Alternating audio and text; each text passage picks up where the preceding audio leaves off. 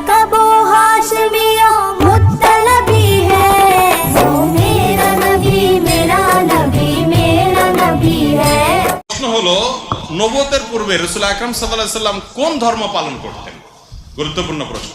নবুয়তের পূর্বে আমাদের প্রিয় নবী সাল্লাল্লাহু আলাইহি সাল্লামের ধর্ম কি ছিল? যদি বলেন যে কোন ধর্মে অনুসরণ করতেন না, তাহলে নাউজুবিল্লাহ, উনি কি ধর্মহীন ছিলেন নাকি? উনি নবী হয়েছেন কত বয়সে? 40 বছর বয়সে। তাহলে 40 বছর বয়স মানে তো জীবনের মূল টাইমটা প্রায়। তো এই 40 বছর পর্যন্ত উনি নিজে তো নবী ছিলেন না, উনি নবী হয়েছেন তারপরে। 40 বছর পর্যন্ত উনি নিজে তো নবী ছিলেন না, উনি নবী হয়েছেন তারপরে। 40 বছর পর্যন্ত উনি নিজে তো নবী ছিলেন না, উনি নবী হয়েছেন তারপরে।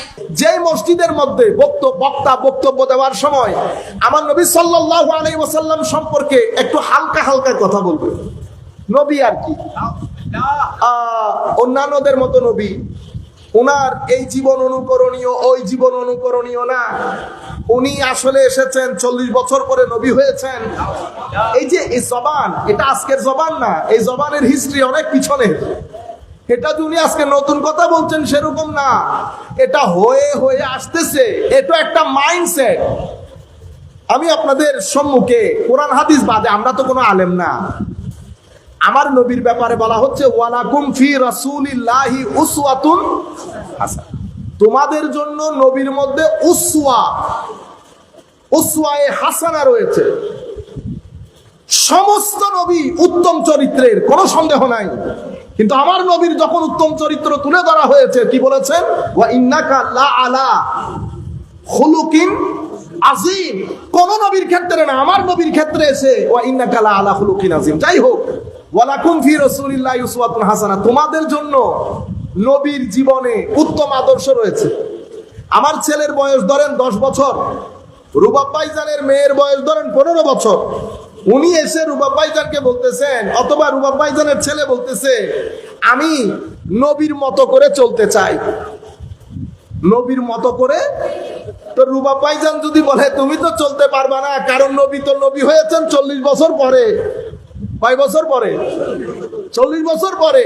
তুমি 40 বছরের হও আগে, এরপরে তুমি নবীর আদর্শ ধারণ করতে পারবে, তার আগে তুমি নবীর আদর্শ ধারণ করতে পারবে। কারণ জীবন 3 ধাপের। কয় ধাপের? ধরনের না, ধাপে। মাদ্রাসার ছেলেরা বেটা এই টেকনিক্যালিটি গুলো মাথায় রাখবেন, আর একটু লেখাপড়া করবেন। বক্তা হওয়ার দরকার নাই, আমার নবীর দিন বাঁচান। বুঝতে পেরেছেন? আমাদের মতো বক্তা আপনাদের হৃদয়ে আগুন জ্বালিয়ে দিয়েছে টাকা পয়সা, এগুলা থেকে নিজেদেরকে মুক্ত করেন।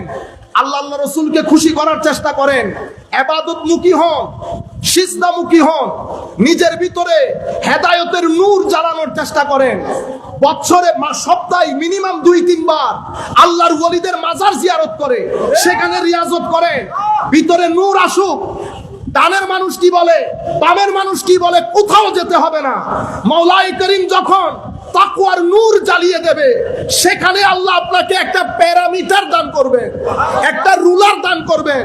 সেই রুলার দিয়ে দিয়ে আপনি বুঝতে পারবেন কোনটা হক কোনটা বাতিল। আমার আল্লাহ অবশ্যই সব সময় আপনাকে হকের উপর রাখবে। যখন মানুষ ফিতনার মধ্যে নিমজ্জিত থাকবে, আমার আল্লাহ ছোট্ট একটা দরজা কেটে আপনাকে হকের দরজা দিয়ে বের করে দেবে।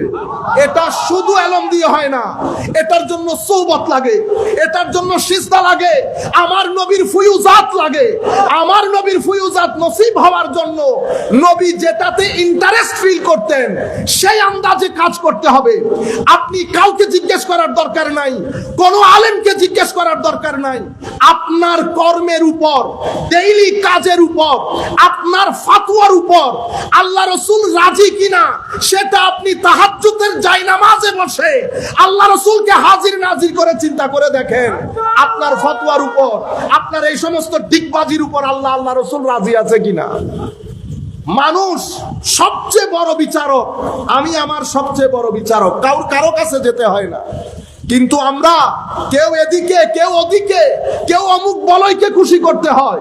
ছাত্রদেরকে বলছি, গত কিছুদিন আগে ক্লাসের মধ্যে আমরা, আপনারা যারা আকায়েদে নসফি পড়েন, আমরা ছাত্রদেরকে পড়াচ্ছিলাম, হঠাৎ করে আমার মাথায় আসলো আকিদায়ে নসফির মধ্যে শুরুর দিক থেকে সুফুস্তাইয়া বলি, সফিস্ট, এরা আজকের দুনিয়ার না, এরা গ্রিক ফিলোসোফারদের আগের হেলেনিস্টিক সময়কালের ফিলোসোফার।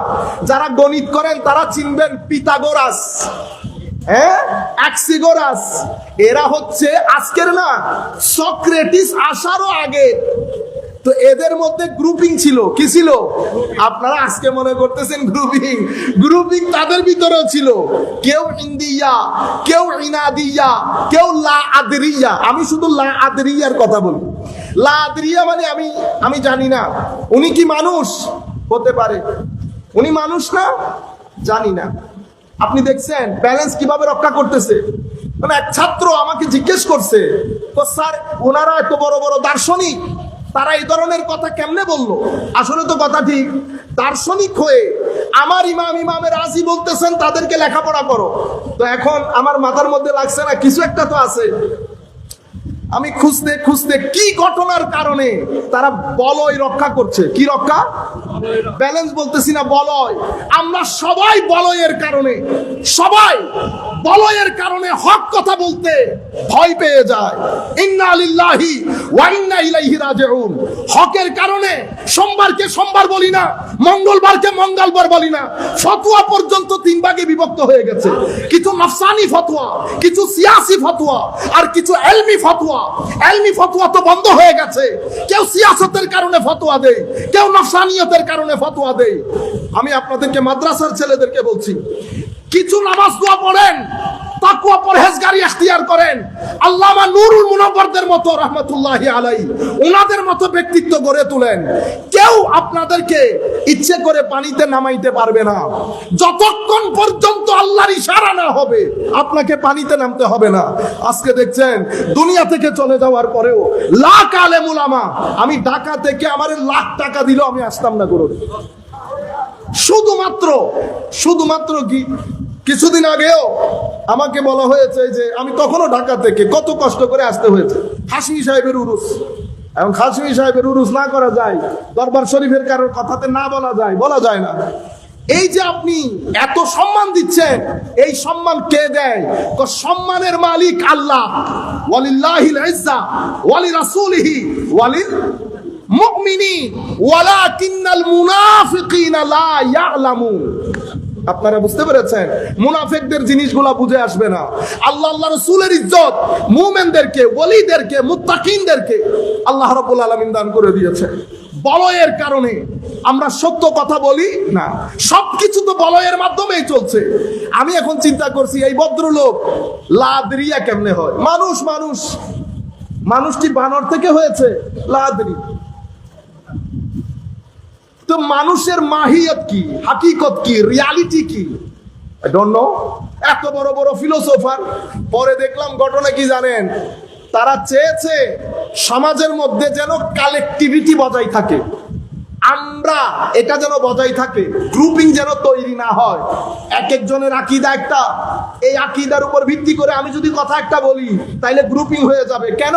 কারণ তাদের মূল বিজনেস ছিল পলিটিক্স এবং ব্যবসা। এখন পলিটিক্স ধরে রাখতে হলো, মানুষকে নারাজ করা যাবে না। যেখানে যাবেন আমি তার রং ধারণ করব। সুফিয়ায়ে কেরামের মজলিসে আসলে সুফি, অন্য ঘরানার কাছে গেলে মনে রাখবেন, আমি যখন বড় জায়গায় যাব, আমাকে সরকারি পর্যায়ে যাব, সব জায়গায় যেতে হবে, কিন্তু আমি সব রঙে রঙিন হব না। সব রঙে রঙিন হওয়া মুনাফিকি। কি জিনিস? মুনাফিকি। সবার কাছে যাব, আমার আইডেন্টিটি বরকরার রাখবো। এটাকে সুন্নতে রাসূল বলে, এটাকে সুন্নতে রাসূল বলে। আমার নবী যখন মদিনার সনদ রচনা করছেন, সমস্ত ইহুদি নাসারা সিগনেচার করেছে। আমার নবীর যে আইডেন্টিটি, আল্লাহ, রসুল, কবর, হাসর, আমার ইসলাম, আমার দ্বীন, আমার নবী এটাকে চুল পরিমাণ ছাড় দেন নাই। আপনারা বুঝতে পেরেছেন? তারা রাজনীতি আর ব্যবসা, এখন ওইটা করতে গেলে পার্ট হয়ে যাবে। তো বলয় একটা বড় জিনিস হয়ে গেছে। আপনারা বুঝতে পেরেছেন জিনিসটা? আমি আপনাদেরকে যেটা বলতে চাচ্ছি যে আমার নবী সাল্লাল্লাহু আলাইহি ওয়াসাল্লামের ব্যাপারে যখন আপনি দেখবেন কথাবার্তাগুলো একটু হালকা হয়ে যাচ্ছে, তখন আপনি বুঝবেন এই মসজিদের সাথে সম্পর্ক আমার নবীর মসজিদ উসসিসা আলা তাকওয়ার সাথে না, এটার সম্পর্ক ওয়াল্লাযীনা ইত্তাখাযু মসজিদান দিরারার সাথে। বুঝতে পেরেছেন? ওনারা বুঝুক আর না বুঝুক, যেই মসজিদের মধ্যে রবিউল আউয়াল শরীফ চলে যাবে আমার নবীর ফজিলতের কথা হবে না, তো বুঝতে হবে ঘটনা খারাপ।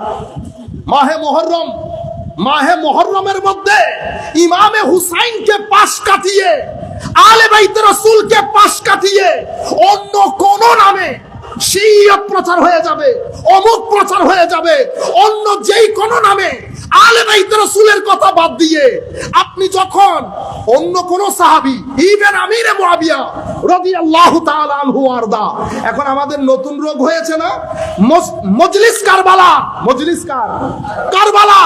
আমি যখন আমিরে মুআবিয়ার শানে কথা বলবো তখন ওই শান আলাদা হবে, শানে সিদ্দিকিয়াতের উপর যখন কথা বলবো ওইটা আটলান্টিক হবে, হযরতে ফারুক আজমের উপর যখন কথা বলবো ওইটা শেষ প্রশান্ত মহাসাগর হবে।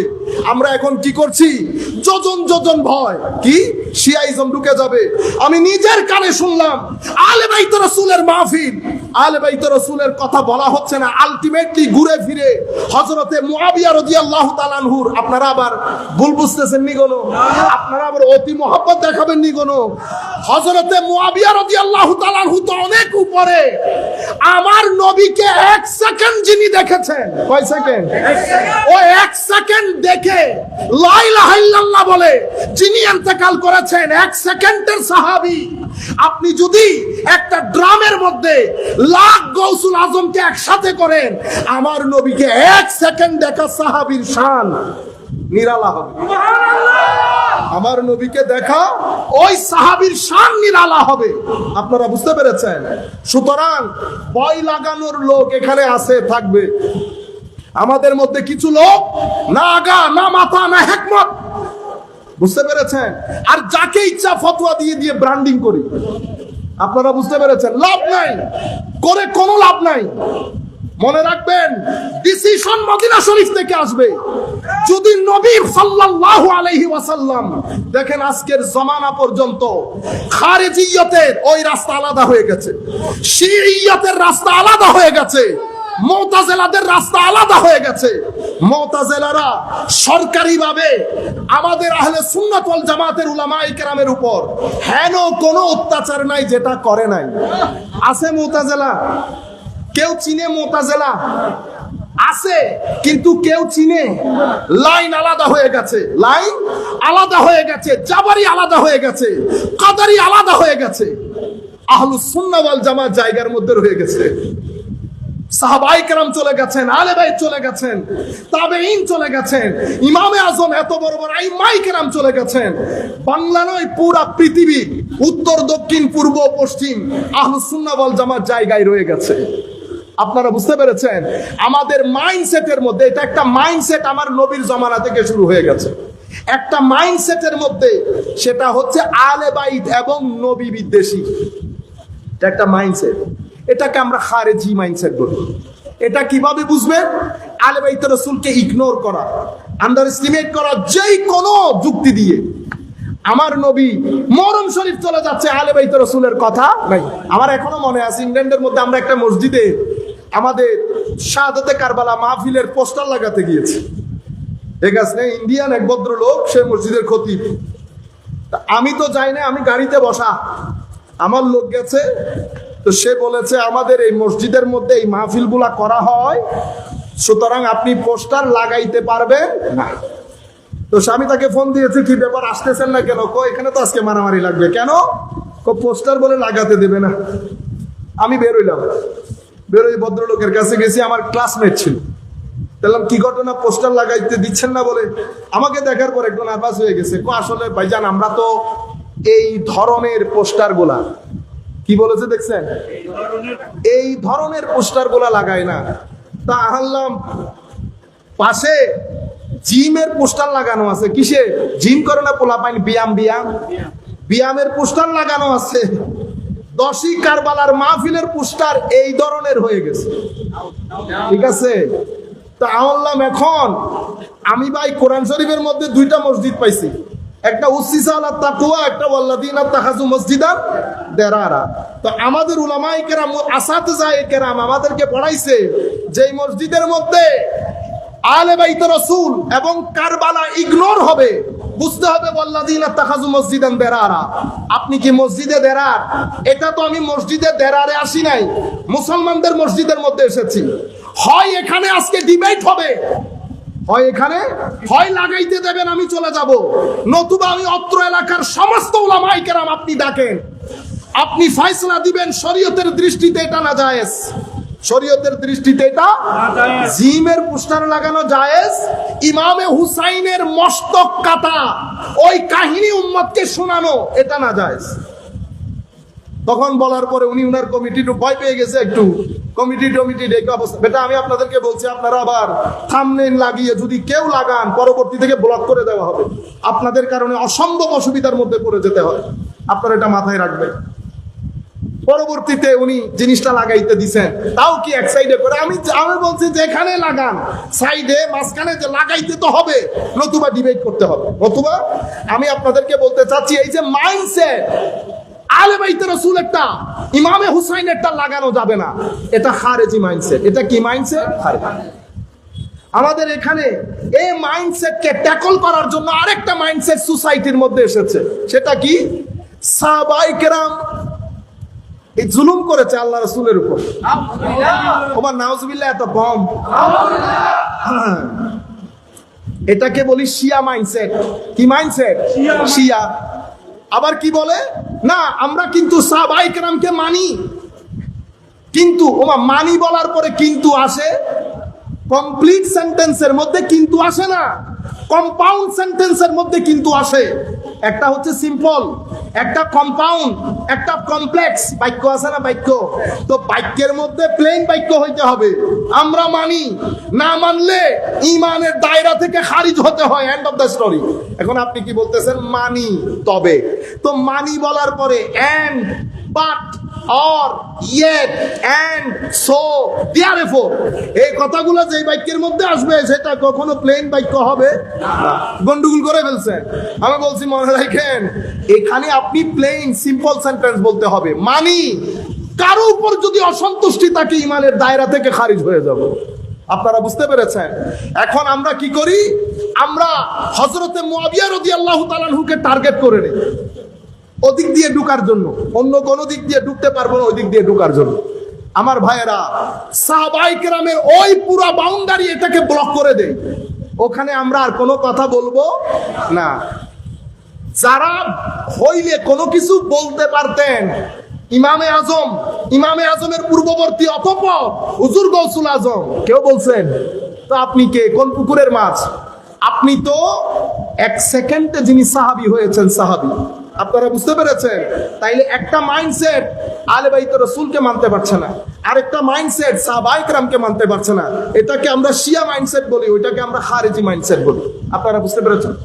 পরবর্তী যুগে আরেকটা মাইন্ডসেট ডেভেলপ হয়েছে। সে মাইন্ডসেট কি? সে মাইন্ডসেট হচ্ছে তাসাউফ বলেন, মুহাব্বত বলেন, তাসাউফ বলেন, মুহাব্বত বলেন, ইশক বলেন, এই তাবৎ জিনিস যেই যেই জায়গার মধ্যে আলে বাইত রাসূল, সাহাবায়ে কেরাম, নবী সাল্লাল্লাহু আলাইহি ওয়াসাল্লাম এগুলার ফজিলতের বর্ণনা আছে, এগুলাকে বেদাত এবং শিরকের নাম দিয়ে সোসাইটি থেকে না করে দেওয়া, এই মাইন্ডসেটকে আমরা আল্লাহ পাক জানেন ওয়াহাবি মাইন্ডসেট বলি। কি মাইন্ডসেট? ওয়াহাবি মাইন্ডসেট। বুঝতে পেরেছেন? আমি এই যে তিনটা মাইন্ডসেটের কথা বলেছি, এখন আপনি বলবেন হুজুর এটা তো কোনো আলেম যদি বলে দেয় তাইলে না বুঝবো, আলেম না হলে আমি এই উনি ওয়াহাবি মাইন্ডসেটের কিনা, কারণ উনি তো নামাজ আপনার চেয়ে বেশি পড়েন, সুন্নতে রাসূলের পেরোগি আপনার চেয়ে বেশি করেন, আমরা বুঝবো কি করে? আমার আল্লাহ উম্মতকে, আল্লাহর বান্দাদেরকে কোনো কষ্টে রাখেন নাই। আল্লাহ জিনিসটা ক্লিয়ার করে দিছে। কি? চেহারার মাধ্যমে। কিসের মাধ্যমে? যতই নামাজ পড়েন চেহারা অন্ধকার, চেহারা। আপনি আমার কথা তো শুনতেছেন কি? আমি কাউকে উপর করা নিচ করার দরকার নাই। আপনি আপনার 10 জন আলেমের লিস্ট করে তাদের চেহারা এক পাশে রাখেন, আপনার রুমের মধ্যে লাগান, এডিট করে না, অরিজিনাল। এবং যাদেরকে আপনি বেদাতি আলেম বলছেন, আল্লামা নুরুল মুসলিম মুনব্বর সহ পূর্ববর্তী জালালউদ্দিন আল কাদেরী, উবাইদুল হক নাঈমি, নুরুল মুনব্বর এবং ইমাম হাশমি রহমতুল্লাহ আলাইহি সহ আমাদের এখানেও কালো রঙের আলেম আছে না? আছে তো, তাদেরকেও নেন, লাগান। আপনি নিজেকে নিজে জিজ্ঞেস করেন, কোন চেহারাগুলার রৌনক বেশি? বেদাতি গুলার বেশি না সুন্নতি, আপনার তথাকথিত সুন্নতি গুলার বেশি? আপনি দেখেন। আপনারা বুঝতে পেরেছেন? নাম্বার 1। নাম্বার 2, আপনি আপনার 10 জন ছাত্রের মুখ থেকে কথা শুনেন, তারা তাদের আকীদার বিরুদ্ধের লোক সম্পর্কে কি ধারণা রাখে? কি ধারণা রাখে জানেন? এরা মুশরিক, এরা বেদাতি, এরা বেদাতি, এরা হত্যার লায়েক। কিসের লায়েক? হত্যার লায়েক। আপনি অন্য যে কোনো মুসলমানকে জিজ্ঞেস করেন, উনি জিহ্বায় কামড় দেবে। আমার আল্লাহ কাউকে দুঃখের মধ্যে রেখে যান নাই।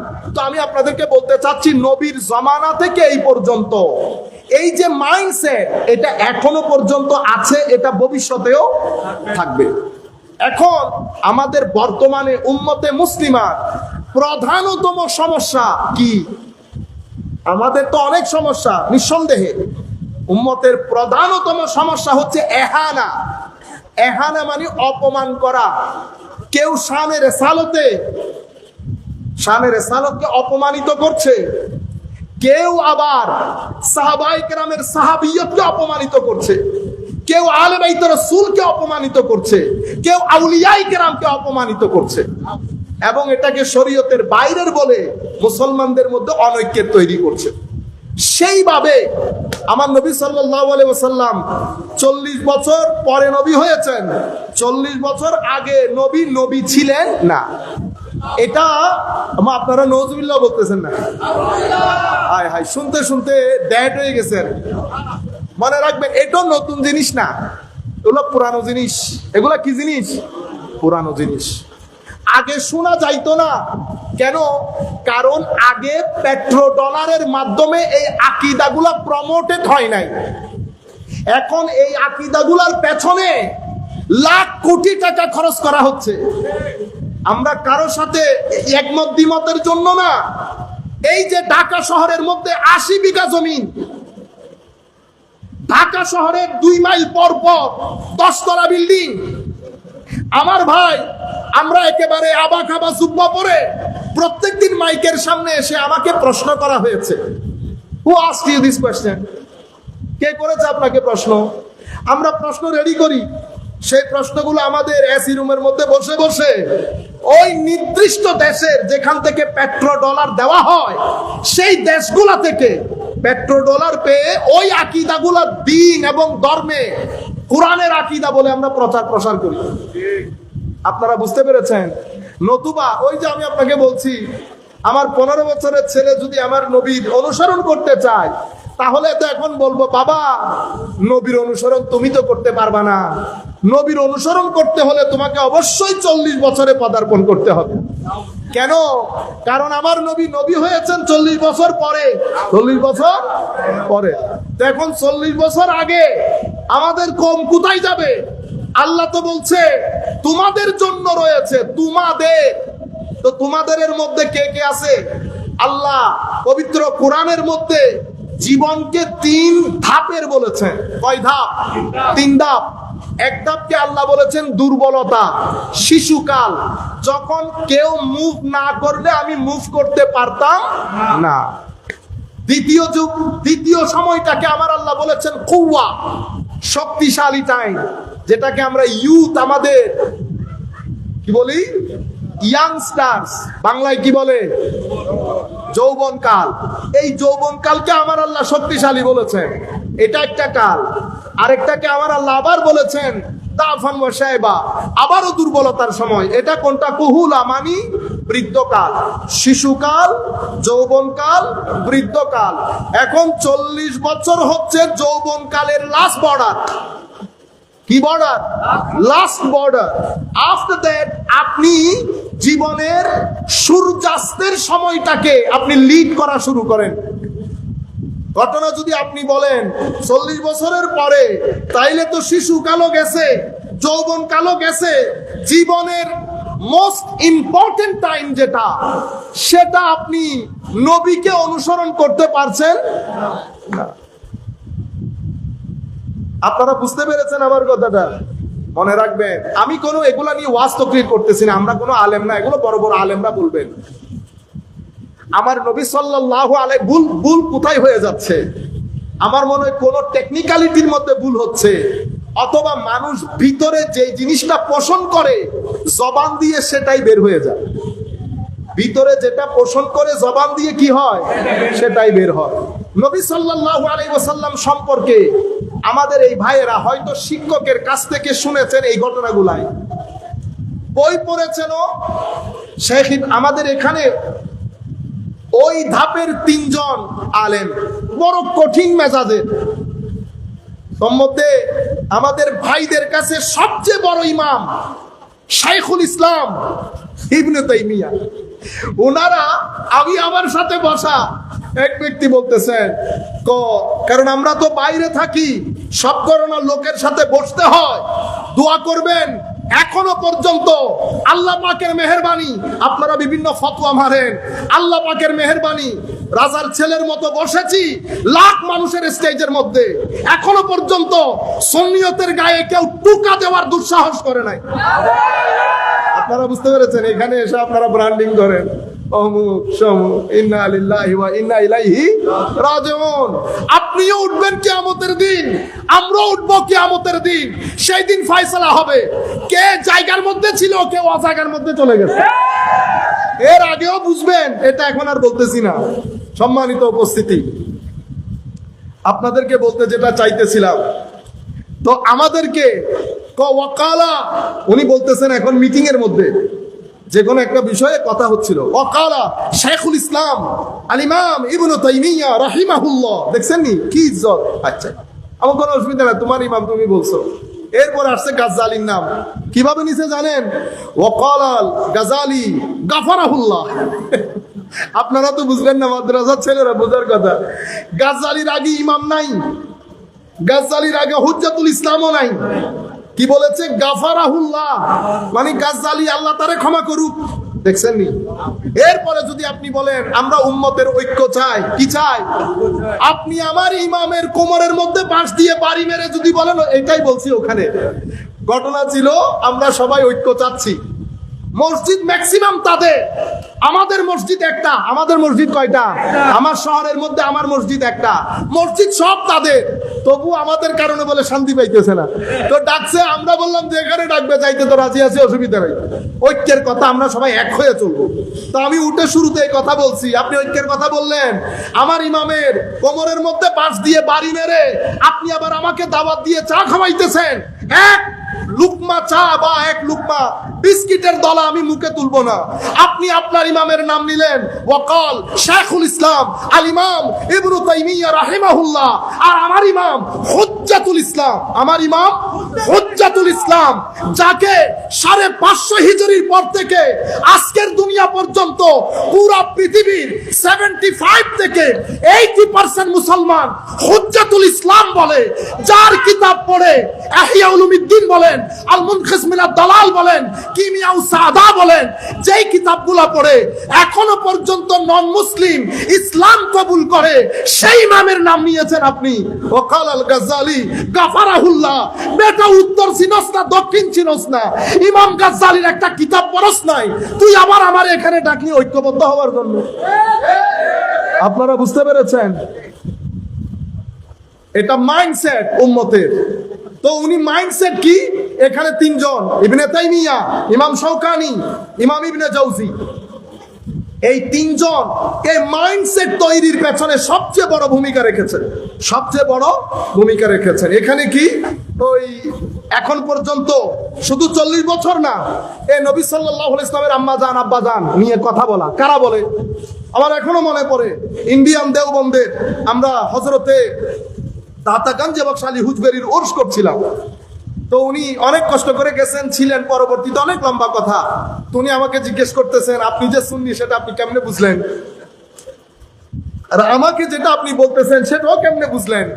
আল্লাহ আচ্ছা, এখানে তো দলিল দিয়ে লাভ নাই, উসুল বলেও লাভ নাই, আপনি যেহেতু বড় মাদ্রাসায় পড়েছেন আছে।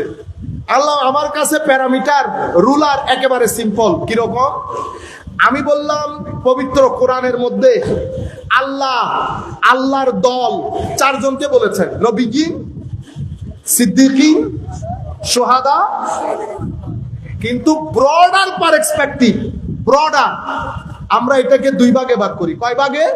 2 ভাগে। ওয়াল্লাযীনা আমানু বিল্লাহি ওয়া রাসূলিহি উলাইকা হুমুস সিদ্দিকুনা ওয়াশ শুহাদাউ ইনদা রাব্বিহিম লাহুম আজরুহুম ওয়া নূরুহুম। মেইনলি আমরা বলি নবীর উম্মতের মধ্যে সাহাবায়ে কেরাম এবং আউলিয়ায়ে কেরাম। আমরা যদি এতটুকুও ধরি, এরা কারা? এরা হিজবুল্লাহ। তো যারা আমার নবীর, সাহাবায়ে কেরামের, আহলে বাইত রাসূলের, আউলিয়ায়ে কেরামের, এই 4 জনের কথা বলার সময় যাদের মুখের মধ্যে হাসি থাকবে, কি থাকবে? হাসি। জবানের মধ্যে আদব থাকবে, সিনার ভিতরে মোহাব্বত এবং ইশক থাকবে, সেই ব্যক্তি সুন্নি। আমি সুন্নি বলারও দরকার নাই, তুমি সুন্নি বলারও দরকার নেই। যেই ব্যক্তির বক্তব্যের মধ্যে জবানে আদব থাকবে, সিনার মধ্যে ইশক এবং মোহাব্বত থাকবে, মুখের মধ্যে হাসি থাকবে, আমার নবীর শান যখন বলবে, আহলে বাইত রাসূলের কথা যখন বলবে, কারবালার কথা বলার সময় যখন চোখে পানি বের হবে, আপনারা বুঝতে পেরেছেন? বস সুন্নি, আপনি এত ভিতরে ঢুকার কোনো দরকার নাই। আমি আপনাদেরকে বলতে চাচ্ছিলাম, এই মাইন্ডসেটকে বোঝানো হয়েছে নবী একেবারে সাধারণ একজন মানুষ, ওনাকে আল্লাহ নবুয়ত দিয়েছেন, উনি নবী হয়েছেন। আপনার সমাজে আপনারা যখন কলেজ বিশ্ববিদ্যালয়ে ছেলেদেরকে পাঠান, এখন আপনার ছেলেরা 2 মাইন্ডসেটের হয়। কয় মাইন্ডসেট? এক মাইন্ডসেট হচ্ছে তারা অতি আধুনিক, আমরা বলি মডার্নিস্টিক অ্যাপ্রোচ, অতি আধুনিক। ও ধর্মের আসলে তেমন কোনো দরকার নাই, পরকাল এগুলো মৌলবীদের তৈরি। বিজ্ঞান আসল, বিজ্ঞান আসল, তার মানে তারাই সেরা, তারাই সেরা। বিভিন্ন ধর্মের এই যে গ্রন্থগুলা, তোর মধ্যে কোরআনও একটা, এগুলা যার যার ধর্মগ্রন্থ। এই যে মাইন্ডসেটের কথা বলেছি, আপনার বিশ্ববিদ্যালয়গুলোতে এই মাইন্ডসেটের শিক্ষকরাই মেইনলি আমাদের ছেলেগুলাকে শিক্ষা দেয়। আমি সেই মাইন্ডসেটের লোকগুলাকে একটু বলি, মনে রাখবেন কোরআনের মধ্যে আল্লাহ পরকালের কথা যেমনে বলেছেন, আমার আল্লাহ বিজ্ঞানের কথাও তেমন বলেছেন। সুতরাং আমি বলবো আগে কোরআনটা পড়েন। ডক্টর গ্যারি মিলার, কানাডিয়ান বহু বড় সায়েন্টিস্ট, তার মতো ডিবেটার, মানে হয় না গাছকে যদি লোহা বলে, লোহা প্রমাণ করতে পারবে। যেমনে ম্যাথমেটিক্স তেমনি হিস্টোরিক্যাল জ্ঞান, একেবারে টাইটুম্বুর। তার বন্ধুরা তাকে কোরআন শরীফ দিয়েছে, তো তুমি এইটা পড়ে এখান থেকে ভুল ত্রুটি বের করে মুসলমানদের মুখে তালা লাগিয়ে দাও। বই পড়া শুরু করেছে সূরা নাহাল। কোন সূরা? সূরা নাহাল। সূরা নাহাল পড়তেছে, ওয়া আওহা রাব্বুকা ইলান নাহলি আনিত্তাখিজি মিনাল জিবালি বুয়ুতা ওয়া মিনাশ শাজারি ওয়া মিম্মা ইয়ারিশুন সুম্মা কুলি মিন কুল্লি সামারাত ফাসলুকি সুবুলা রাব্বিকি। এই আয়াতের মধ্যে আল্লাহ মধু পোকাকে 4 বার অ্যাড্রেস করেছেন। কয়বার? 4 বার। এই 4টা অ্যাড্রেস দেখে উনি আর সামনের আয়াতে চাইতে পারতেছে না। আমি আমার দেশের সমস্ত বড় বড় সেকুলার সায়েন্টিস্টদের দৃষ্টি আকর্ষণ করতেছি। মনে রাখবেন, আমি আমার জীবনে এবং আমার উস্তাদ ডক্টর আব্দুল হাকিম মুরাদ, ক্যামব্রিজ ইউনিভার্সিটির বিখ্যাত প্রফেসর এবং সুফি আল্লাহর ওয়ালি, ওনার মুখেও একই কথা শুনেছি। ওনারা তো প্রত্যেক দিন 3-4 জনকে ইসলাম গ্রহণ করায়, বড় বড় লোক, প্রফেসর, ইঞ্জিনিয়ার, সায়েন্টিস্ট। আমাদের কাছে তো ছোট ছোট লোকগুলো আসে। উনিও একই কথা বলেছেন। তো আমি যত লোককে ইসলাম কবুল করতে দেখেছি প্রত্যেক ব্যক্তি স্বভাবগতভাবে ভদ্র, স্বভাবগতভাবে ভদ্র। ভদ্রতা বাদে আমার আল্লাহ হেদায়েতের নিয়ামত দান করে না। সেই কারণে আউলিয়ায়ে কেরাম বলতেন, বেনসিব, বেয়াদব হলে। এই কারণে আমাদের ধর্মে ম্যাক্সিমাম শিক্ষা আদবের উপর করা হয়েছে। যেই ব্যক্তির মধ্যে আদব যত বেশি, এটা সুফিয়ায়ে কেরাম হযরতে সাইয়্যিদুত তায়েফা হযরতে জুনায়েদ বাগদাদী রাদিয়াল্লাহু তাআলা আনহু বলেছেন, যেই ব্যক্তির ভিতরে আদব যত বেশি, সেই ব্যক্তির ভিতরে বেলায়েতের চেরাগও তত বাড়ি। যার ভিতরে আদব বাড়বে, আখলাক বাড়বে, ফামান যাদা আলাইকা বিত্তাসাব্বিল আদব যাদা আলাইকা বিত্তাসাব্বুব। যে ব্যক্তির ভিতরে আদব বাড়বে, সেই ব্যক্তির ভিতরে তাসাউফও বাড়বে। দেখেন, কোরআন পড়তে হয় নাই, সূরা নেহলের এই 2 আয়াত পড়ে উনি আর সামনে যাইতে পারে না। এটা কেমনে হলো? দেখতেছেন আপনারা একটু এখনো বুঝতেছেন না, আমরা হুজুররা আলেমরাও বুঝতেছি না। কেন? কারণ এটা আমাদের সাবজেক্ট না। সেই কারণে আল্লাহ কোরআনে পাকের মধ্যে বলেছেন, ইন্নামা ইয়াখশাল্লাহা মিন ইবাদিহিল উলামা। মানুষের মধ্যে, আল্লাহর সৃষ্টি জগতের মধ্যে, মুসলমানদের মধ্যে বলে নাই, কি বলেছে? মিন ইবাদিল্লাহ। মাদ্রাসার ছাত্ররা দয়া করে এই আয়াত লিখবেন বাসায় গিয়ে, এটার উপর 4 মাস গবেষণা করেন। কিসে কিসে গবেষণা করবেন? এখান থেকে প্রশ্ন বের করেন। শব্দ ব্যবহার হয়েছে শুরুতে ইয়াখশা, খাশিয়াত। কোরআনে পাকের মধ্যে এভাবে 3টা শব্দ এসেছে, খাশিয়াত, খৌফ, ওয়াজল। আপনি লেখেন এই 3 শব্দের মধ্যে ফারাক কি, অর্থগত ফারাক কি, খাশিয়াত কোথায় এসেছে, খৌফ কোথায় এসেছে।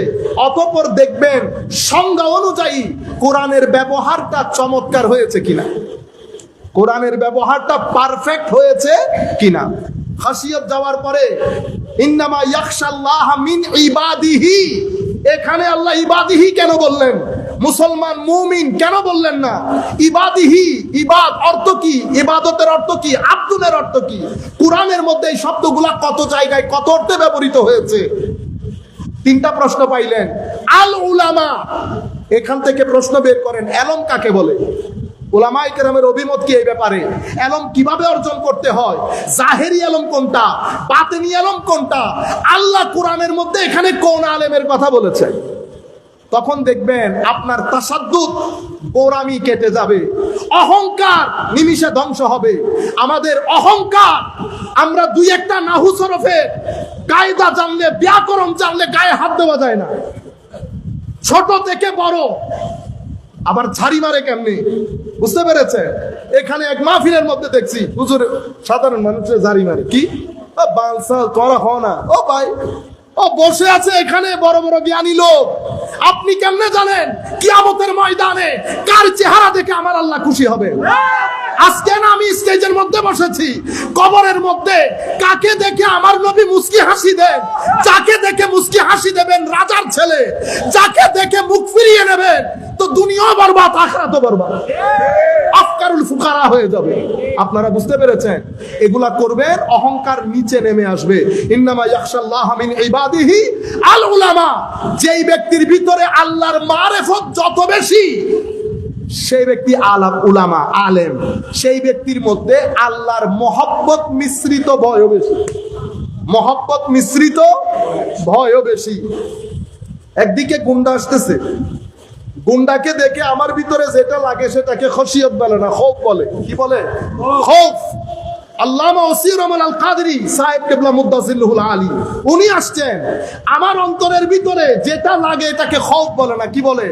খাশিয়াত। কেন? একটা হচ্ছে ভয়, এই ভয় ওই ভয় না, এটা মহব্বত এবং সুকুন মিশ্রিত ভয়। দেখতেও চায়, আবার বেয়াদবি হবে বলে ভয়ও লাগে, নারাজ হবে বলে ভয়ও লাগে। তো আশেক দূরে, আশেক দূরে, বাকি সবাই মাসুককে ঘিরে বসে আছে, আশেক দূরে বসে আছে। সবাই কেউ দেখে, কেউ ছবি তুলে, মাসুক হঠাৎ করে চিল্লানি দিয়ে বলে উঠে, কারণ আশেকের হৃদয়ে প্রশ্ন জেগেছে, হুজুর আজকেও কি দেখা করতে পারবো না? এই জিনিস মাথায় আসার দে, আশেক মাসুক আশেককে দেখে বলছে। তো তকবীর দেন। নারে তাকবীর, নারে রিসালাত, নারে গাউসিয়া, আহলে সুন্নাত ওয়াল জামাত। হুজুর আল্লামা মুফতি আসির আহমদ আল কাদরি সাহেব, হুজুর আল্লামা মুফতি ইব্রাহিম হানিফি সাহেব কেবলা, উলামায়ে আহলে সুন্নাত, ফারসি কুরুশ মুবারক, আল্লামা শাহ সুফি সৈয়দ নুরুল মুনাওয়ার রাহমাতুল্লাহ আলাইহি। নারে তাকবীর, নারে রিসালাত, নারে গাউসিয়া, শাহিনশাহে মদিনা।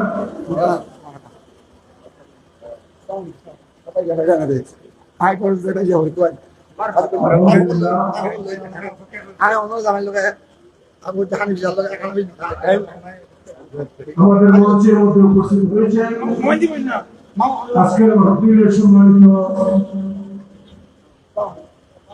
মেহমান, ঐতিহ্যবাহী সুরশহর জামে আহমদিয়া সুন্নি আলিয়ার সাবেক অধ্যক্ষ উস্তাদুল উলামা মুফতি আহলে সুন্নাত হযরত হায়াতুল্লামা অধ্যক্ষ সৈয়দ রহমান আল কাদরি সাহেব উলামা ফাজলুল আলী। হুজুরকে মাহফিলের পুরুষ কমিটির পক্ষ থেকে মোবারকবাদ জানাচ্ছি। আপনারা সবাই সুশৃঙ্খলভাবে বসে পড়ুন।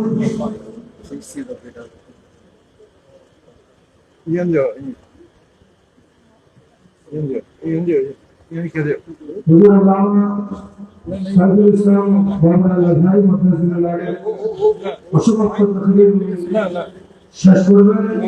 আপনারা সবাই সুশৃঙ্খলভাবে বসে পড়ুন। صلاة يا رسول الله عليكم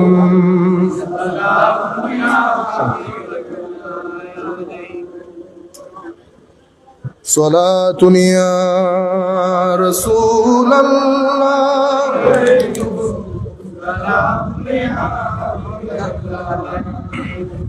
आज ले ओ की पना आज मदद मांग उनसे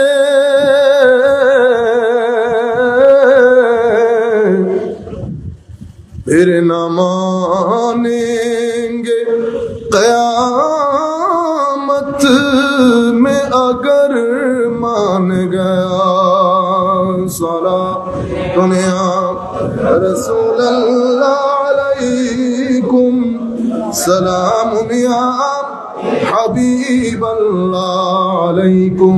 সম্মানিত উপস্থিতি, আমাদের মঞ্চে দুইজন আমাদের বর্তমান যুগের বড় বুজুর্গ আলেম, বিশেষ করে আমার শ্রদ্ধাভাজন উস্তাদ হুজুর আল্লামা ওসির রহমান আল কাদরি কিবলা মুদ্দাসিল্লাহুল আলী তশরিফ এনেছেন। আমরা মনে হয় আর দীর্ঘায়িত করবো না, আমরা 5 মিনিটে আপনাদেরকে মূল কথাটা বলে আমরা আমাদের বক্তব্য শেষ করে দেব। সম্মানিত উপস্থিতি, তো ডক্টর গ্যারি মিলার উনি কোরআন শরীফের এই আয়াতটা 2টা পরে আর সামনে যেতে পারেন। তো সকালে বন্ধুরা জিজ্ঞেস করতেছে ওনাকে যে তুমি পড়ছো, কিছু পড়ছো, কোনো জবাব দেয় না। হায় হায়। তো একটা ওনার ছাত্র বলতেছেন, স্যার আপনি চুপচাপ হয়ে গেলেন কেন? আমি গতকালকে কোরআন শরীফ পড়ার সময় ওদের কোরআনে পাকের মধ্যে একটা চ্যাপ্টার আছে, চ্যাপ্টার অফ বি। বি মানে মধু পোকা। মধু পোকা বলেন না আপনারা? মধু।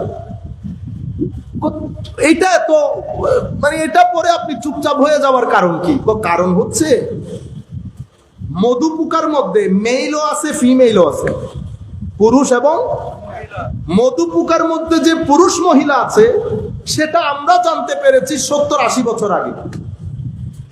আশ্চর্যের বিষয় হচ্ছে এই সূরার এই চ্যাপ্টারে 67, 68, 69 নম্বর আয়াতের মধ্যে প্রথম 2 আয়াতে গড অলমাইটি তাদের ভাষায় আল্লাহ মধু পোকাকে 4 বার সম্বোধন করেছেন। কয়বার? 4 বার। প্রত্যেকবার সম্বোধন করার সময় আরবি ব্যাকরণ অনুযায়ী পুল্লিঙ্গের শব্দ ব্যবহার না করে শব্দ ব্যবহার করা হয়েছে স্ত্রীলিঙ্গের।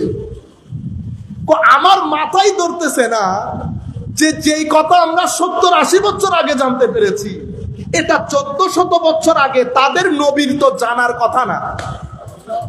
আপনারা বুঝতে পেরেছেন শব্দগুলা কি? ওয়াউহা রাব্বুকা ইলান নাহলি, আনিত্তাখিজি প্রথম শব্দ, এটা বলার পরে দ্বিতীয় সুম্মা কুলি, কুলও না কুলুও না, কুলি।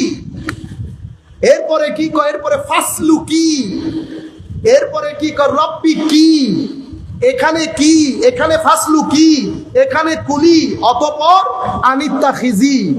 তো আল্লাহর তো যদি এটা মানুষে লিখতো, মানুষের পক্ষে কখনো সম্ভব হতো না চারটা সম্বোধন স্ত্রীলিঙ্গ করতে। যদি কেউ একটু বেশি বুদ্ধি বিবেচনা করেও করতো, পুল্লিঙ্গ ব্যবহার করতো, স্ত্রীলিঙ্গ ব্যবহার করতো, কারণ পাথর মারি যেখানে লাগে।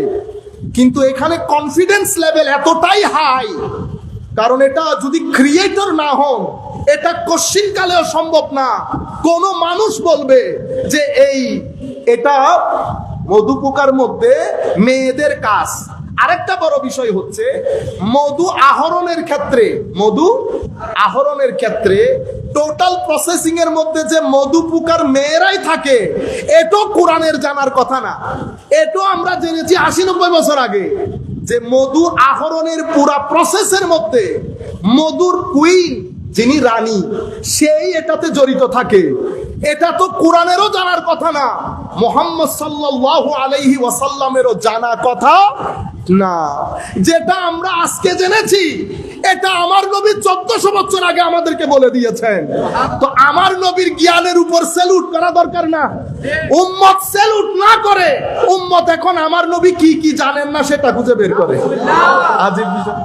এই মাইন্ডসেটের লোকগুলা কখনো আমার নবীর ইলম সম্পর্কে, কখনো আমার নবীর হাজের ও নাজের সম্পর্কে, কখনো আমার নবীর মুজিজাত সম্পর্কে, আমার নবীর নবুয়ত নিয়ে, এখন আবার কথা এটারে নিয়ে ঘুরিয়ে, আমি গতকাল রাত্রে ছেলেদেরকে বলেছি, রিসার্চ করে যত বক্তব্যগুলা বাজারে এসেছে একটু দেওয়ার জন্য।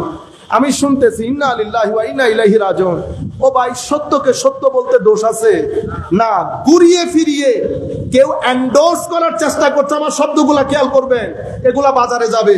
কেউ এন্ডোর্স করার চেষ্টা করছে, কেউ অ্যাটেস্টেড করাচ্ছে, আর কেউ এন্ডোর্সমেন্টও নাই, অ্যাটাচমেন্টও নাই। কেন? কারণ মানুষের কাছে ধরা খেয়ে যাবে। কি করে? অ্যাপ্রিসিয়েট করে। কি করে? আবার অ্যাপ্রিসিয়েট তো দুই ধরনের, একটা ডাইরেক্ট অ্যাপ্রিসিয়েশন আর একটা ইনডাইরেক্ট অ্যাপ্রিসিয়েশন। মানে ঘুরিয়ে ফিরিয়ে আপনারটাকে আপনি ভালো বলে যাচ্ছেন। আমি কে ভালো, কে সত্য, কে মিথ্যা, এগুলা তো আমরা যাচ্ছি না।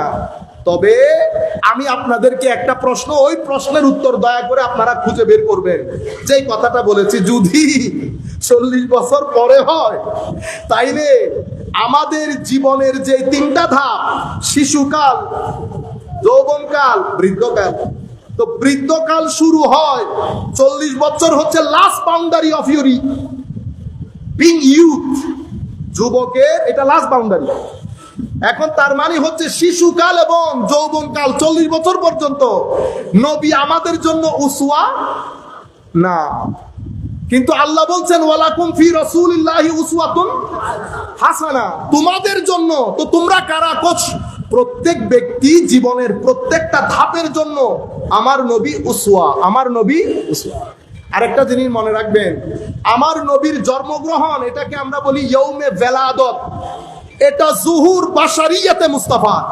আর আমার নবীর খালক যেটা, নূর যেটা, এটা হচ্ছে আমার নবীর সৃষ্টি, এটা হচ্ছে জুহুরে নূরানিয়। এই জিনিসগুলা নিয়ে সাধারণ মানুষের ভিতরে আমার নবীর শান মান নিয়ে নিচু করা, হালকা করা, এটা ওই মসজিদে দেরার এবং মসজিদে দেরারকে যারা পৃষ্ঠপোষণ করতেন বা পৃষ্ঠপোষকতা করতেন, এটা তাদের পক্ষ থেকে হতে পারে। সত্যিকার অর্থে যাদের ভিতরে বিন্দু পরিমাণ কমন সেন্স আছে, এই খোদা, এই ভদ্রলোক, উনি ওনার এক উস্তাদের ব্যাপারে যখন জিজ্ঞেস করা হয়েছে, কি বলছেন জানেন?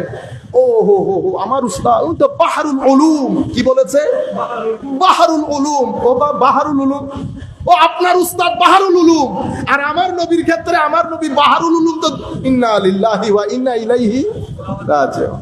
তাহলে প্যারামিটার হচ্ছে, রুলার হচ্ছে, আপনি ডানেও যেতে হচ্ছে না বামেও যেতে। যেই ব্যক্তির কথাবার্তায় আমার নবীর শানকে বিন্দু পরিমাণ হালকা করা হবে, নবীর ফজিলতের উপর বেদাত এবং শিরকের ফতোয়া লাগাবে, তো বুঝতে পারবেন এটা ওই মসজিদে দেরারের পৃষ্ঠপোষকতা করা হচ্ছে। আমার বক্তব্য শেষ। সম্মানিত উপস্থিতি, গ্যারি মিলার এই আয়াত দুইটা পরে ইসলাম কবুল করেছে। বর্তমানে ডক্টর উমর মিলার হিসেবে পৃথিবীব্যাপী দিন ইসলামের খেদমত করছে।